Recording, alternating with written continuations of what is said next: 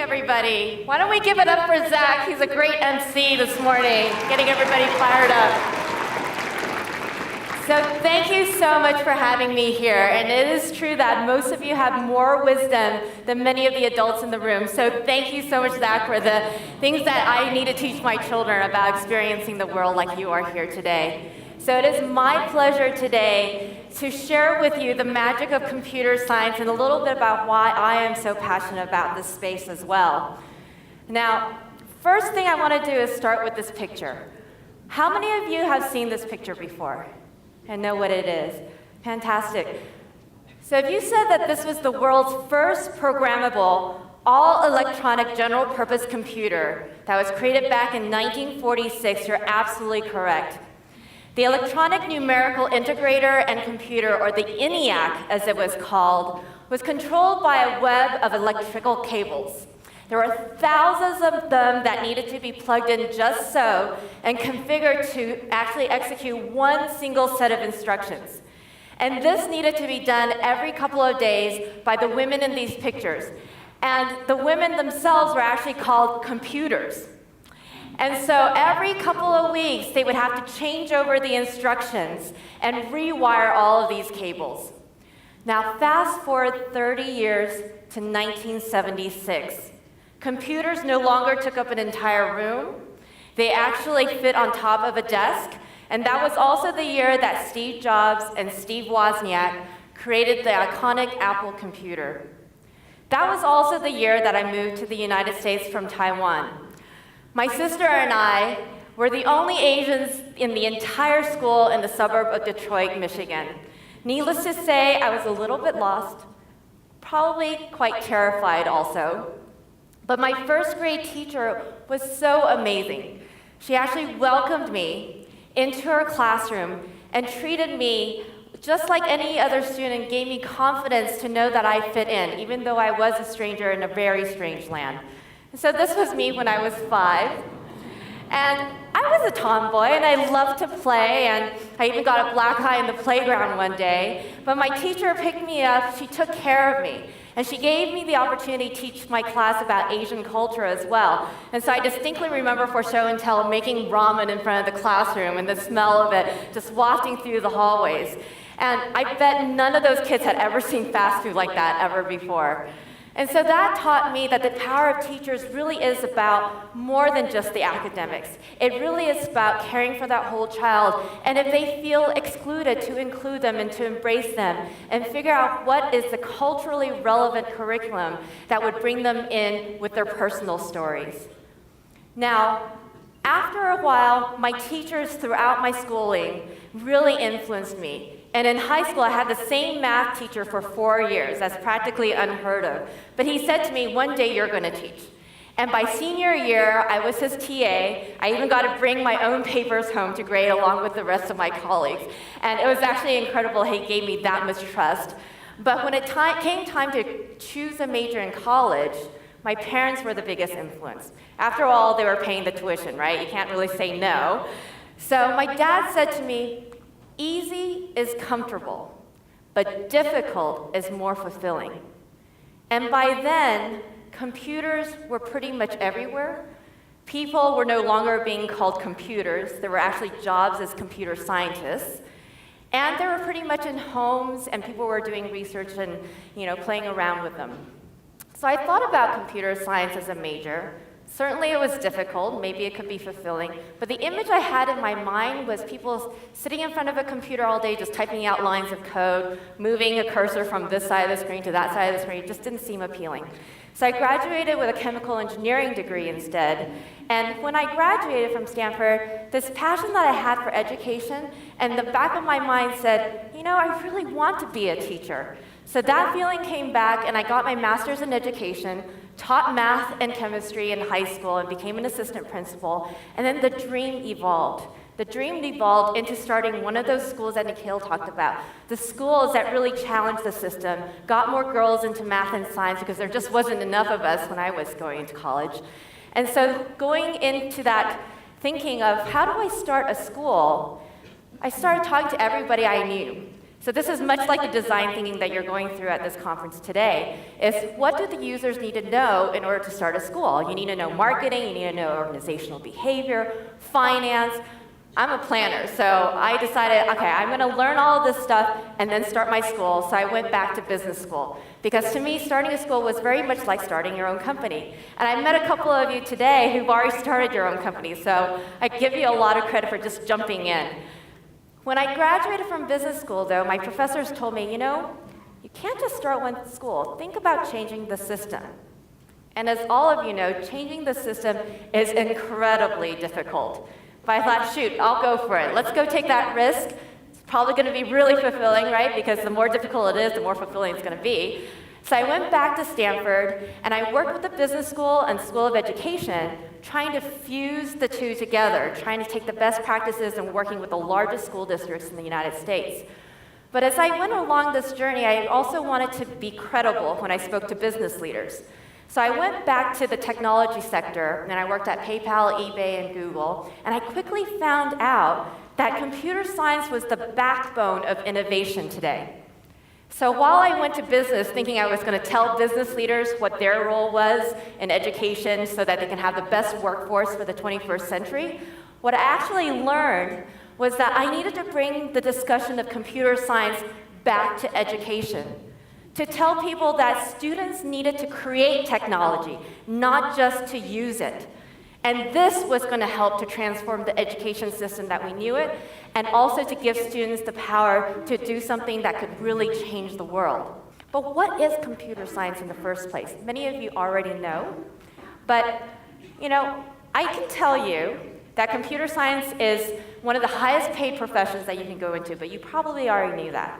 I could also tell you that it'll make you stand out in a crowd because there are so few of them out there, but you probably already knew that too. But what you might not know is that computer science is not this. Certainly not this, right? It's creative and fun. It's unexpected. And it can take you anywhere. And certainly computer science is everywhere. Think about the day you had today.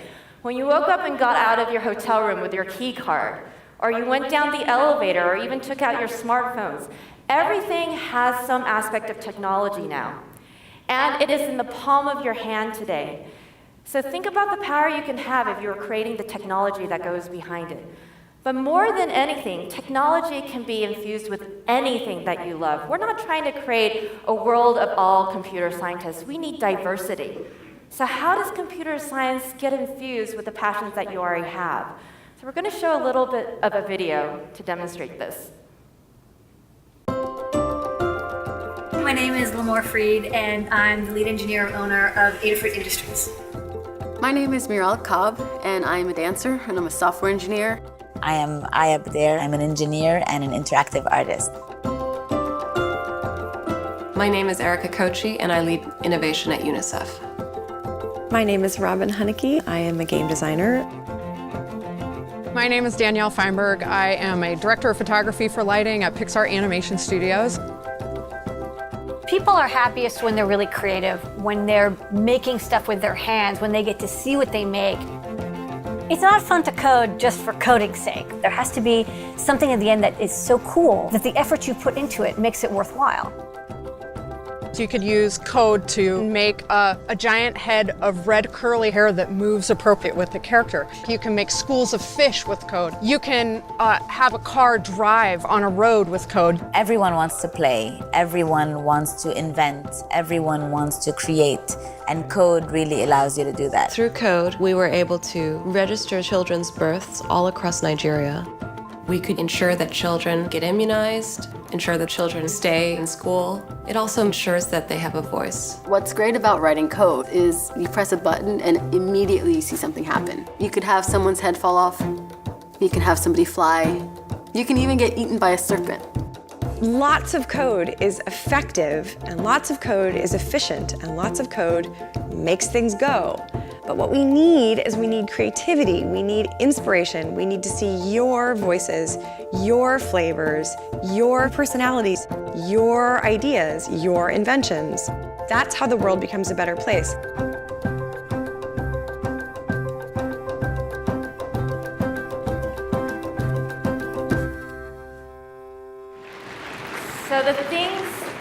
love are made with code. I don't know how many of you guys realize the performance that you saw at the beginning of the summit was actually based on code, and those dancers were so amazing, weren't they? So when I think about coding, it is an aspect of computer science, but computer science is hardware, software, making those set of instructions do what you're asking it to do. Now, previously I would ask my students, what do you want to do when you grow up? Do you want to be a computer scientist? Do you want to be a dancer? Do you want to be a musician, doctor, lawyer, engineer? But I stopped asking that question because it really silos students, right? You're more than just your profession. You have a lot of passions. When you combine art with medicine, what can that happen? What can that reveal? So instead, these days, I like to ask students, what are the problems that you want to solve? So for example, the El Chica squad that was showcased in the video, they went out to their communities and asked, what is the problem in our community today? And what they found was that trash and graffiti was overtaking their neighborhood. So what they did about it, Ashley, Vanessa, Rosie, and Margarita, they created an app called Tag It, where people could take pictures of the graffiti or the trash, send it with the location to a squad of volunteers who on the weekends would go and clean it up. And it was absolutely transformative for their communities. And it took just 4 hours of coding over 12 weeks to make this happen, and none of them had coded a line in their lives. Or take Maddie, for instance. She asked herself, what is the problem with our clothes? Right? What is the problem with our clothes? Well, it shrinks in the wash, right? If you put a red shirt in with a whole bunch of white socks, what happens? Everything turns pink. Why is it that our washers can't detect the colors of our clothes that when we put them in, things like that wouldn't happen? Or what if you had technology in your clothes that could detect the temperature of the air around you so that when it's hot, it could cool you down, or when that it's cold outside, it could heat you up? Wouldn't that be a wonderful infusion of technology with clothing and fashion? Or if you want to think a little bit bigger, the Worldwide Hearing Organization is creating diagnostic devices on your smartphone that rural healthcare workers can take into any community, see who is having early onset hearing loss, and equip them with a hearing aid, all within less than an hour. Now think about the world that it would open up for these people who couldn't hear before they were diagnosed. So I ask you, what is the problem you're trying to solve? And there will be days where you feel like Don Quixote, tilting at windmills, fighting imaginary or real foes that are trying to prevent you from reaching your goals. But continue to dream big. Fight the good fight. Think about the astronauts who were told, you are going to land on the moon. Nobody thought that was possible. But after 10 years of ingenuity, hard work, and persistence, they made it. And now we say, what is your moonshot? To mean the problems that you want to solve that might seem impossible, but are actually not improbable. So the magic of computer science really is not about computer science at all. It is actually about combining it with the problems that you want to solve so that you can amplify the solution for X, whatever that X might be for you. So I leave you with this quote from Larry Page, the founder of Google. He says, we need more kids falling in love with science and math in school, graduating with science and engineering degrees, and working on important technological problems to make people's lives better. So all of you in this room have the potential to make people's lives better. And my hope is that as you're thinking about the solution for your problems, you will think about computer science and how it can make things faster, bigger, better, and help to reach more people. So go out there and change the world. Thank you.